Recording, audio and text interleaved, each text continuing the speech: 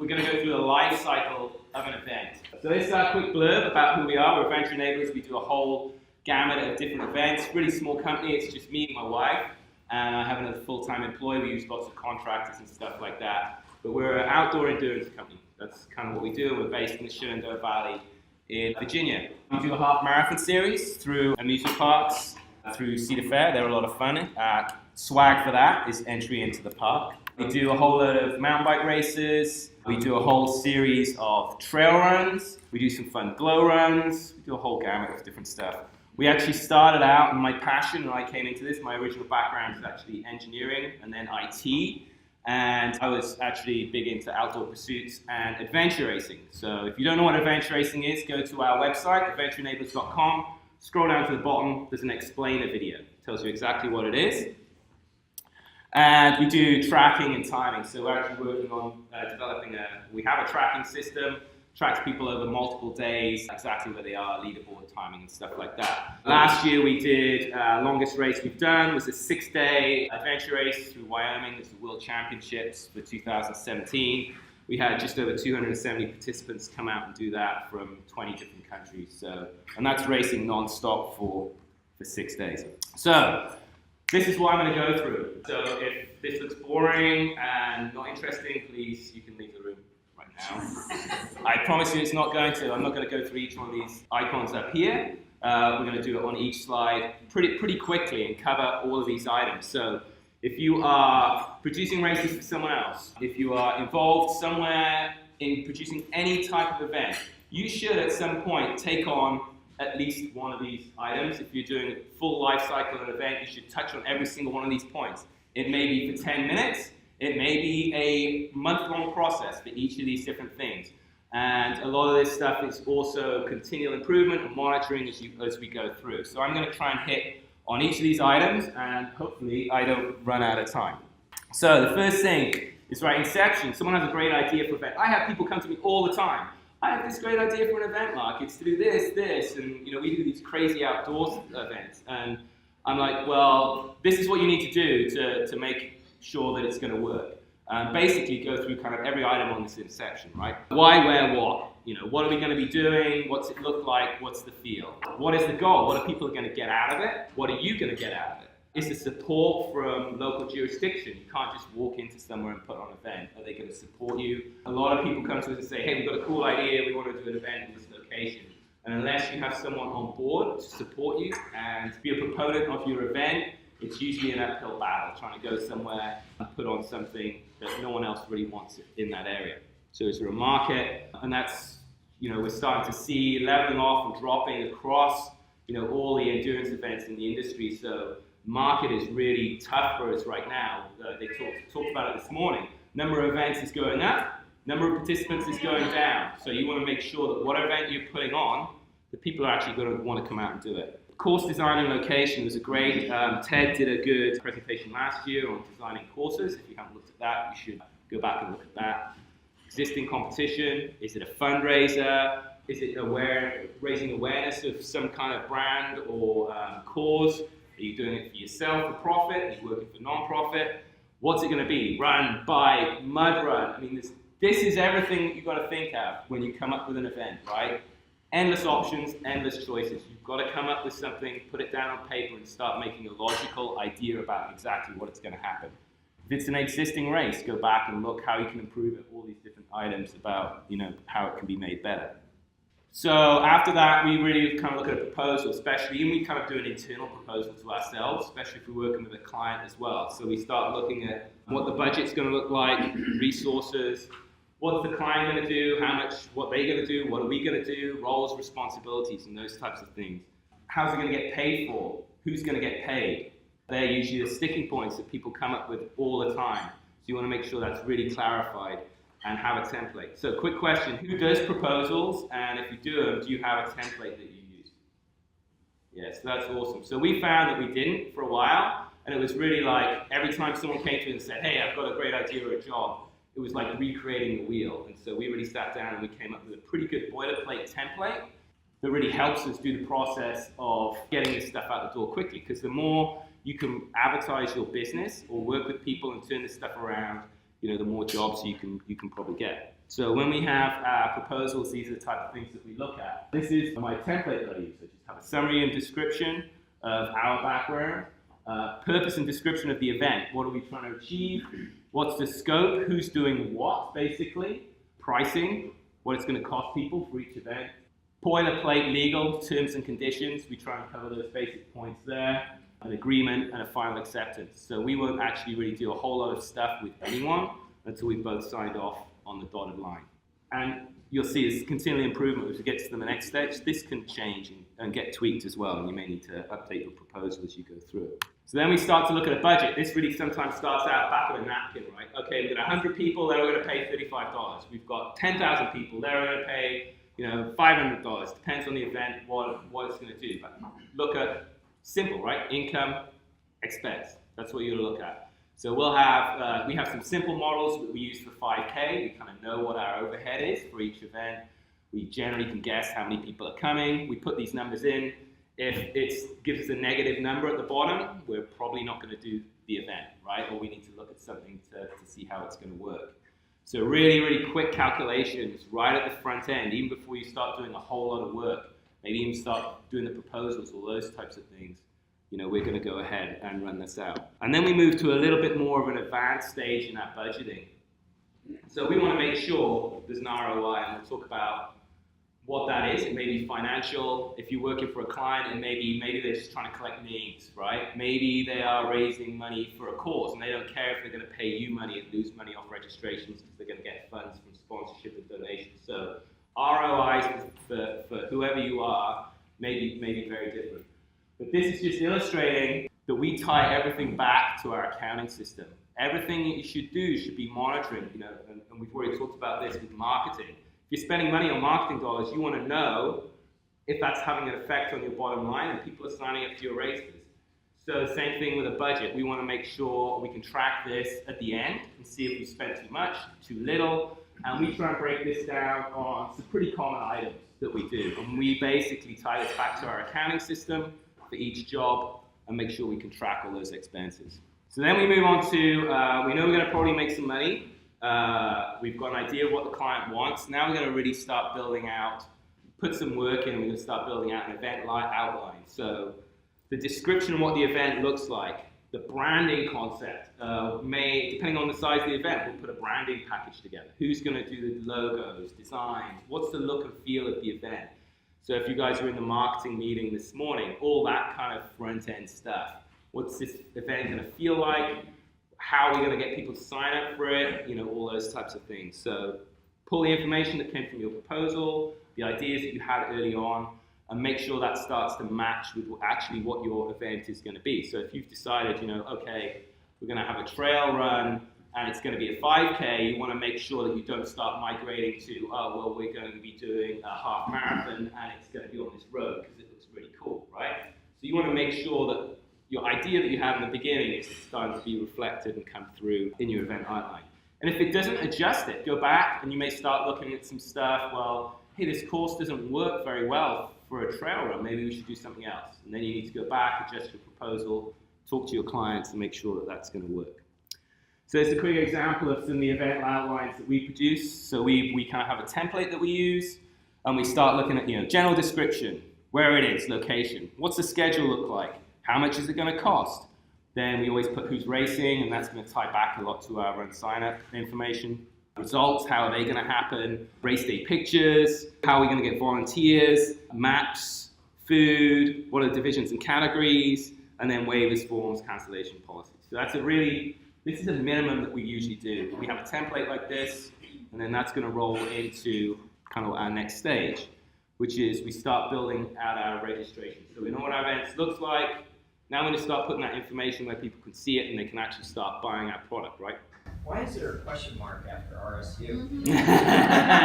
So let me get to that. We use RunSignUp for everything, but you're going to see the situations where some marketing that we do is required that the platforms run somewhere else. So for example, we do a ton of mountain bike races. And no matter how much we promote to our mountain bike community to go and sign up on RunSignUp, here's coupons that work with RunSignUps. Those guys will only use BikeReg. right? No matter what, we just can't move them away to click away from that platform. So if we have a bike race of any type, we list it in both locations. We take registrations on BikeReg, and we also do them on RunSignUp. For us, it's a massive pain because now, we'll talk about it in a while, our data, I'm an IT guy, and my data needs to be consolidated in a flow, and everything works a lot better if it's in one platform. So as soon as we start going to another registration platform, it breaks it. You want to do an ultra run, so ultra sign up. And we haven't listed with them because part of one of their contracts is, and if you're ultra running, it's a massive calendar. That's where people go. They're like, oh, I need to do an ultra run. I'm going to ultra sign up. If you list your race on ultra sign up, per their contract, you are not allowed to list and take registrations on another platform. So those are considerations that you start making about marketing and business and data and how well that's going to affect your business model. And is it worthwhile jumping over and doing that to capture what that target audience is? Maybe you do it as a demo. Now you've got to go on another platform and do all that stuff over there. So these are things that you've got to think about in your registration. We use your event outline to build your registration. Make sure it all matches, especially if you have a separate website and a separate registration platform. Happens all the time, right? Price listed one place, listed different somewhere else. Dates different, descriptions different. It's like as soon as you start breaking out the data and you have your information in two different locations, things can start to go wrong. So we will generally, and I'll address kind of what you kind of talked about consolidating your races into a single platform, on RunSignUp. That's huge. If you can put all your information there, you don't have to worry about anywhere else. It's awesome. And we're actually slowly migrating there, but right now we kind of go the other way. We list all our information on our website and we put very, very minimal information on RunSignUp. We've been burnt in the past by building out two separate areas of information. One changes, one doesn't. Now people, they get confused, they complain, we run into all kinds of issues. With RunSignUp, we're all here learning about it. An insane amount of options in there. So much that you can do. So we consider ourselves power users. We actually sell that service to people who have no idea about registration platforms. They come out, they've tried to mess with other stuff. We'll say, hey, look, we sell it as a service. We will set your registration up. We'll charge you $250. We'll set up your page. It'll do everything you need to do. And then if you give them any kind of control, you need to make sure that they're capable of managing it. And so there's so many different cool things you can do. And we'll generally pick out a couple of different options and go to a client and say, well, you can do coupons for promotion, and we'll set up a referral registrations, right? And then, that's just a small segment of what you can do as far as some stuff that you can do in RunSignUp. And they can mentally kind of manage that instead of saying, hey, you can do this, and this, and people just get overwhelmed. And generally, we will try and keep control of the registration platform if we're managing it for someone. And we really try and push that because we do timing as well. And we want this integrated flow of data. And I hate it when someone comes to me and we're doing a race and they're like, oh, we've got it, we're using another platform. And we're like, well, we'll give you the data. And then for me, that's a lot harder to manage that whole data flow about what's going on. We lose some control. So we really talk up and we show people examples and demos of how good RunSignUp can look for their event page. And they love it. They don't have to manage it. Like, well, I don't have to set up another page and have someone manage it and have another volunteer to do that. So we push them that way. And then have someone QC it all. We'll always go back after we're sometimes bad at this, QCing it, especially even if you're like renewing a race. These guys do an amazing job of bringing out new stuff constantly. So if your race is a year old and you've got your settings that you set up a year ago, and you just hit, you get the email from RunSignUp, it's time to renew your race. Renew the race, right? They've already brought out a million different things that have changed. They may have changed settings that have turned stuff off and on. They've got new functionality that's in there. So it's really important that when you renew a race, you go back and QC everything. And there's a lot of options to QC, so you should kind of really keep track about what you've turned off and on. And then we always usually have someone else go back behind it. I'll always have someone go to the web page, look at my web page, and then go and sign up for the event. Make sure it all works. Make sure you're giving the right stuff away and all the options that you have are working right. online presence to start building out. Then you've got your registration set up, you want people to know about it. Build out your web page, social media. So, sorry, quickly back to the registration. The really important thing is you set that up too, is thinking about the flow and how that happens. So there's lots of options, right? So you've got a race, and then you've got like events underneath it. So how are you going to set that up? Maybe I've got 3 races over a 4-week period. Do I set that up as one race with 4 events with different dates? Maybe I've got different categories in there. So maybe I have, fat bike or Athena or Clydesdale. Do I set them up as different events? Or do I maybe set them up as an option? And all that stuff is super, super important to think about because it affects a lot of things to do with reporting later on. So as you start generating reports for your timer, if you're integrating it into your timer, how do I break divisions out once I do timing? How do I post those results back? So even how you structure your registration is pretty important. And we've been burnt by it, we've set stuff up, and then we've got halfway through the process and people are signing up, and we run a report and we're like, oh, this doesn't make any sense. And now I'm having to, manipulate data inside Excel to make sense of it because we had t-shirts or an age group or something really weird set up when we were just setting up our event. So do you set up a separate site for each individual event? Do you set it up per an organization and have lots of events underneath that? So start thinking, you have to think about how am I going to communicate this out? How is this stuff built out online? We say at least you should have Facebook presence, Instagram, or Twitter, right? At a minimum, you should have them to be able to promote them. I heard a really crazy stat, actually, it was on NPR on the way up here, and this was for the whole business world. The stats for companies that do not have a website yet, there's a third of US companies do not have a website, which blew me away.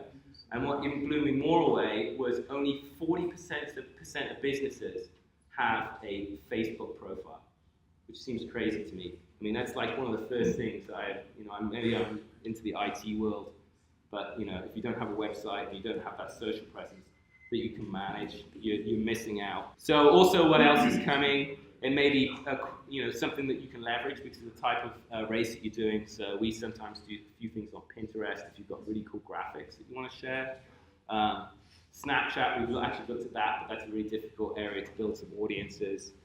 What else is coming on kind of the digital frontier? And then really important on this stuff, who's going to manage those updates? So if you've got a Facebook profile and no one does an update on it for 6 months, there's no point in really having it. This is an active community. You either need to engage with your participants and your clients to get them involved or, not do it at all. I'm going to run through this really quickly. So this is basically a roadmap schedule that we develop to manage the entire event. I don't know how many people have this. Does everyone do this? It's basically it's one area that has everything. Someone give me a shout out. What kind of tools do people use? Excel? Yeah. Yeah. Yeah. So there's a million different tools out there, right, online that you can do this stuff. So Excel, Project, they're pretty common.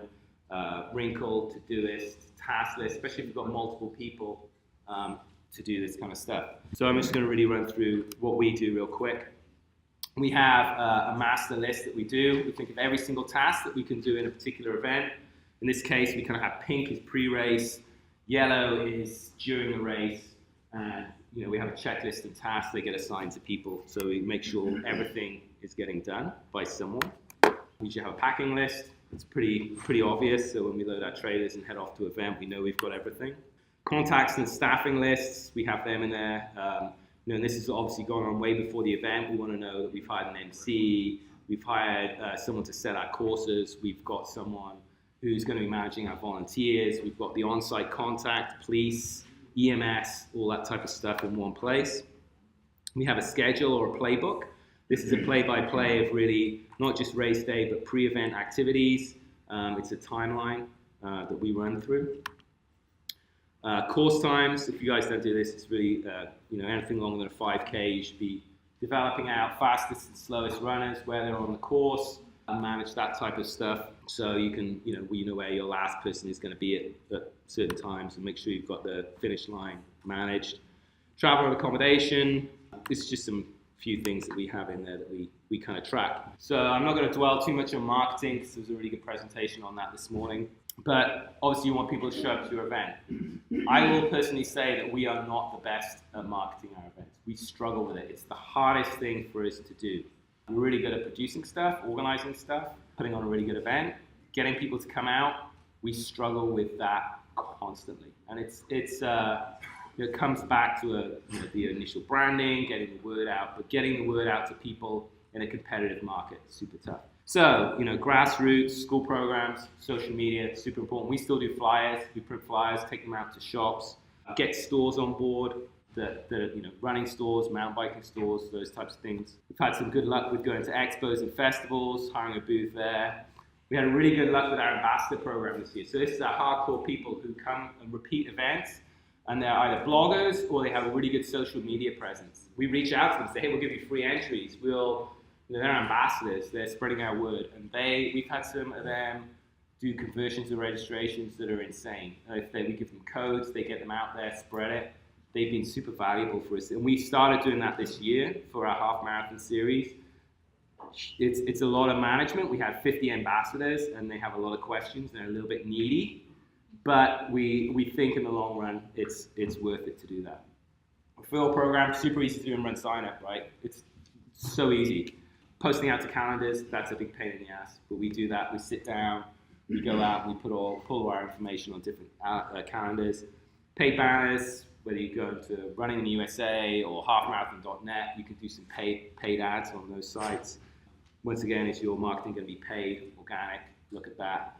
And then track the effectiveness. So whether it's through Google Analytics, using these codes, using tags, all that stuff is super important. Even when we print out flyers and put them in a store, we have, use coupon code FLYER10 for 10% off. Doesn't always work, but we try and track everything that we do on the marketing side to make sure it's worthwhile. And you can see where your traffic's coming through online. We talked about Facebook pixels this morning.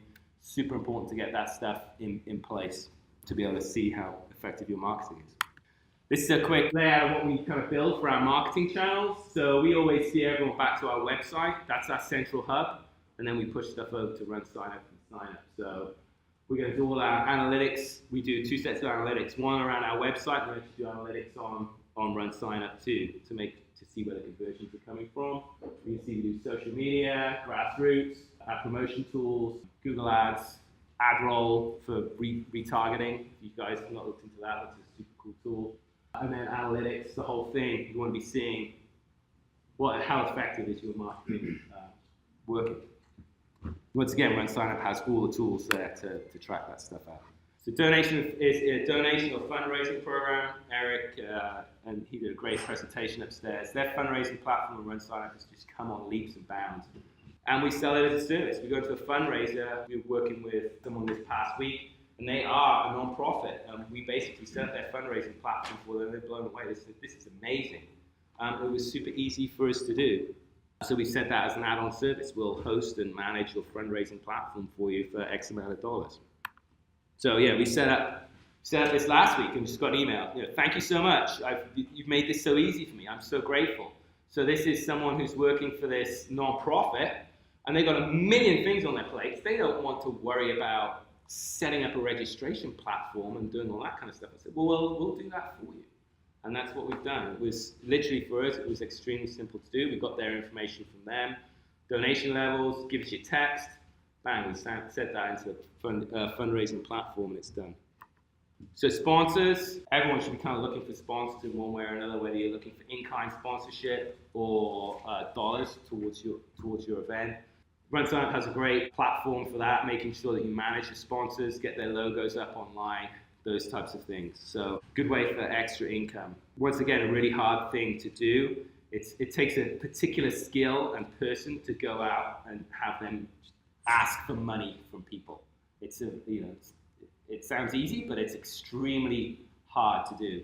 And if you're hitting up the same companies that we are, everyone's probably hitting up the same companies, right? And so it's a lot to do with relationship management, networking, knowing the right people, because you can just send off blind emails to all the top apparel companies, sporting companies, and you're not going to hear anything back. Really hard to get new. So how are you going to manage those relationships with the sponsors? Is that a dedicated person?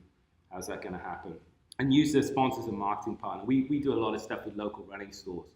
So hey, the running store in Gainesville, can you give us some gift cards for our 10K race or whatever? Also, can you help us put it out on your Facebook site? We put flyers in your store.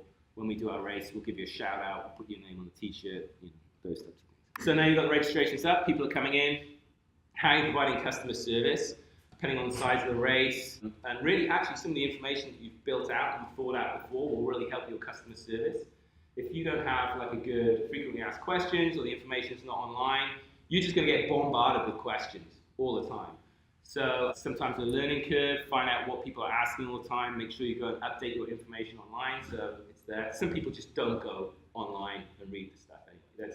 You're going to get 5% of the people who just have to ask you a question all the time. So how are you going to manage your communication channels? We have it all the time. When is your race opening? I get that on email. I get it on my question coming in through my Facebook, or coming through Messenger on Facebook. They'll post it to Instagram. They'll post it on Twitter. If I've got 5 channels of communication, that one person will just keep doing that until someone answers. So someone's going to monitor this stuff. If you have an event set up in Facebook, someone's going to ask questions there. If you do a post on Facebook, someone's going to ask a random question halfway down somewhere, and you have to make sure that you can monitor that stuff and give that information back. So you've got to know how people can get in touch with you, and you've also got to make sure it's being monitored and you can get that information back out to them. So a lot of that comes to capacity.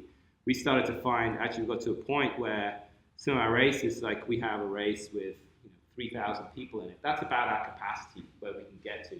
Because the volume of questions that start to come in from people start to overwhelm us. And so it's either do we bring someone else in to start answering these questions or what do we do? So do you have a capacity to answer those, not just for one race, if I'm setting up 20 races, and they're all happening, maybe I have 4 races on one weekend and I'm managing them, how do I answer all those questions that are coming in? So resources, real quick, go through that list. You've got to make sure you have everything in place that you need to do the race. Ryan did a good presentation last year on equipment management, logistics. Go back and watch that. And then monitor stuff. So make sure you're monitoring your registration as it's coming in, make adjustments. Am I going to have enough medals? Do I need to cap the course? Have I not got enough people coming in? Should I consider canceling the race? So this is the type of stuff that you monitor. I mean, we kind of monitor this stuff a little bit annually. We do it on almost a daily basis. But you need to be at least running reports and knowing about your registrations at least on a weekly basis. And if you're working with someone, they're going to want to see a report. Once again, RunSignUp, great. Just add them as a race director with a report, and it shoots them out the information every day. Now you're not dealing with a client calling you going, well, how many people have signed up? They already have that information. So the analytics, super cool in RunSignUp. So they've done a lot of stuff here. So everyone's talked a lot about this already. We use Dashboard for doing the analytics. One thing that we still do outside to figure out who's signing up and whatever is, and if you haven't done this, and I know you said this morning, Bob, it's super complicated to go and set up Google Analytics. It is, but you can go in there, and if you set up RunSignUp, a tracking link with that, and do e-commerce on it, what it lets us do, the RunSignUp's not quite there yet, is to, we need you to bring out races insights, not race insights. So what we can do with our Google Analytics is it shows us a picture across every race, right? So you can see here, on this particular day, I know I had 36 registrations to Cedar Point, 11 for Kings Dominion, and 12, and this is real time. It's a blessing and a curse. I have this on my phone. I can look up at any point, any duration, any point of time. You can't see this. It's huge great analytics. It shows you whether they're signing up on a mobile device, not a mobile device, where they're coming from, all kinds of stuff. So it's a little bit complicated, but it's not so complicated that if you're probably managing more than 5 or 6 events, it's worthwhile going out into Google Analytics and setting that up. So back to kind of the accounting and tracking, we always track actual versus budget. We use QuickBooks. So make sure we set ours up. Each race should have its own category. You want to be able to really drill down and make sure that your ROI is on a per event basis, not just as a company-wide, so you can determine at the end of the day whether something made money or didn't make money. And that's how we break ours out. So as we go through, we categorize every event to a particular event category, and then we also break that out per my initial budget, right? To how much have I spent on permits, gas, hotels, and lodging. We don't make it so crazy that it's hard to track, but we have a decent list, and we do that all off mobile devices. So my guys, if you've got QuickBooks, they should be taking pictures of their receipts, tagging the event, tagging the category. It all gets done for you, right? And you run a report at the end of the week. So there's some other options, GNU Cache, other apps. Should be an ongoing process. Don't leave this until the end of the event, because it'll be a pain. Timed or untimed, is your event going to be timed or untimed? How's that going to happen? Outside, inside, chip, manual, all those type of things have to be figured out. And this should really tie back into your registration platform as well. Talked about the management of data. For me, we love RunSignUp because we do, it's cradle to grave. Registration's coming in. We use Race Director. All our information gets straight over there. We time it, push everything back to RunSignUp, our results, right? So we keep everything in there. 100% of our data is within the same platform. As soon as you start taking it out. We didn't used to do that, and we used to have, end of a timing event, I'd have maybe 10% of people come back and say there was an issue. I actually think there's something wrong right now. I actually have to go and check because I don't think anyone's looking at results. We can do an event with 1,000 people, and I will not have a single email afterwards asking about. I'm like, are people not looking at this? And they are, but it's just it works. It's correct. I don't have the male instead of female. I don't have the 50-year-old running as a 20-year-old because someone didn't read their handwriting on a registration slip when we talk about registration and that, or my import or export didn't work right. So it's amazing that keeping the data, the single platform all the way through the process is huge. Saves you a massive amount of work. Packet pickup process. So how are you going to manage this? It's usually your first face-to-face contact with some of your participants. So it wants to be good, look good. Wants to be organized. Don't have it be a complete shit show when they get there. Things need to be set up. You need to have a process set up for registration. It's really, really important what that process is. And it's going to vary for different people about how you're going to do it, and volume, and all those types of things. Train your volunteers if they're going to use it. Use of apps. So we don't close registration. I will take your, our race will start. And if you show up 5 minutes after my half marathon start and you want to give me $140, give it to me.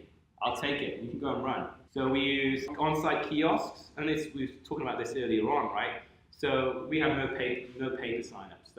That'll kill your timing immediately when you have tons of errors. So use kiosks for on-site apps. Leave your registration open. So if you shut your registration, and then people are like, well, how do you handle the lines? There aren't any, right? So if I shut registration 2 days before my race, and people wait, it's a 5K, is it going to be a nice day? Not a nice day. Those people, 2 days before the race, the only way now that they come to your event, if you shut it, is to sign up on race day. You're going to have a huge line, right? Keep it open. It's a nice day on Friday. I wake up Saturday morning. It's awesome. I just go to your website, sign up. That's it. You don't have any lines. And if you do, you can just give them tablets, or they can go to their car, or they can sign up on your phone. It's super easy. So we use apps, race day registration, for checking people in. It's a very smooth process. Once again, that helps with bid management, making people getting the right stuff, and also the kiosks for sign up. Think about where the venue is, parking capacity, so there's lots of other stuff you've got to start thinking with your packet pickup process too. So race day, I'm not even going to really talk about this. This is like, I think my first slide said this, and you guys may disagree, but it's only about 20% of the overall work. So if you've done everything that you should have done beforehand, everything should go smoothly on race day. There's no crazy panics or anything like that. Things do happen, but it should go all pretty smoothly, and all the stuff that you've planned beforehand should kick in and work. So that's a whole load of stuff that you should be thinking about, or should be happening, that you've already thought about on race day, right? Post-event, this is what you guys need to do. Publish the results. Do this timely fashion, right? The sooner you can get this stuff out, you're going to get the social interaction. We were talking about that this morning. How do you get people to share this post-event and keep the buzz and the feel of it alive, right? So get that stuff out as fast as possible. Post pictures.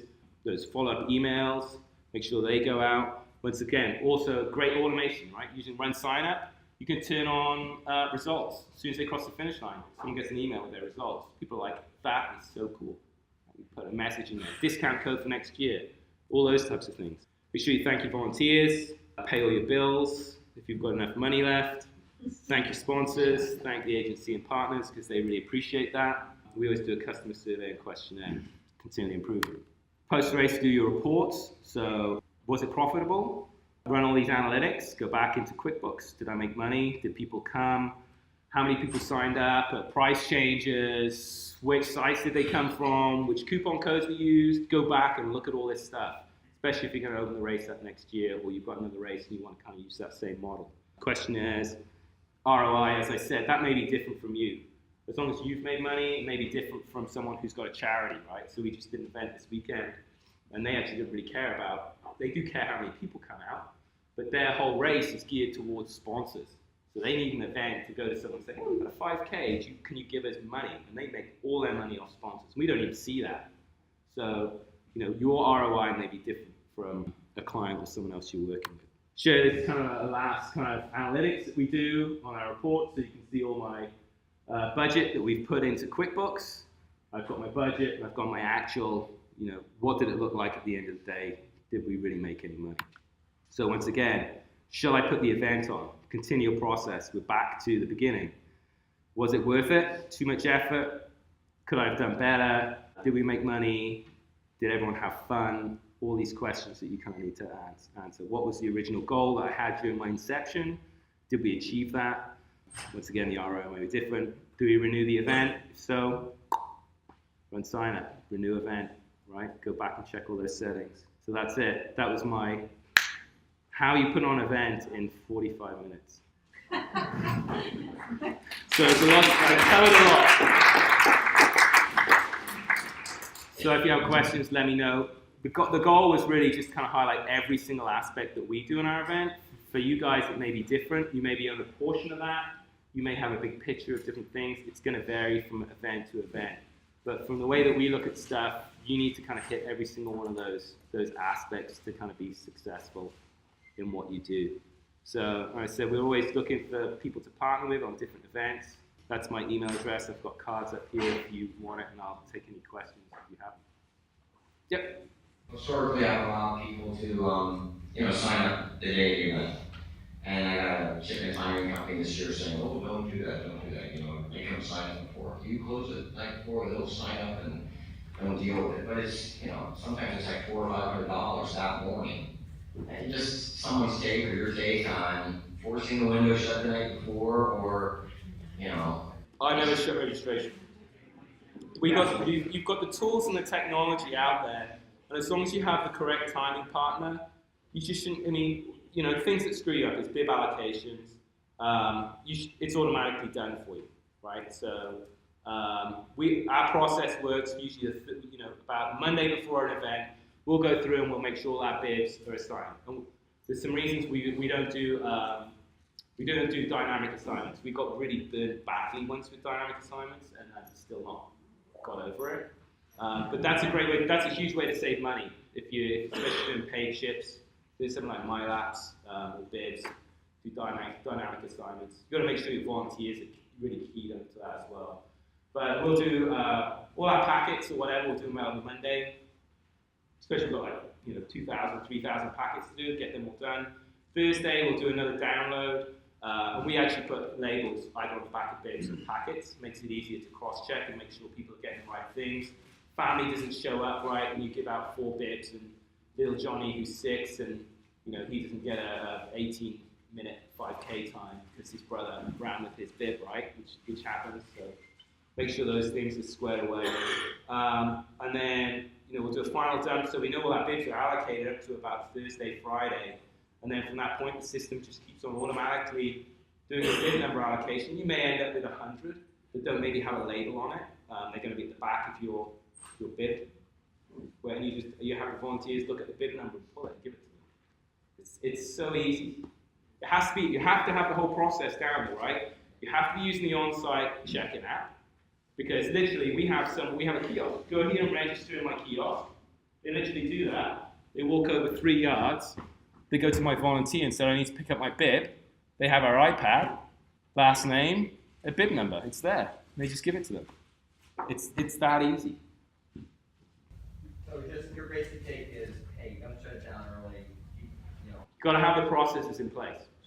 You have to have that. If you keep it open and they're showing up and you're doing, we're opening it because we're doing hand stuff, or you haven't got your bibs organized properly, or some part of the process is not working, it will fall apart. So make sure your process is working right. What I'm saying is the processes exist and they're not that difficult to keep registration. Any others? All right, cool. Thank you so much for listening.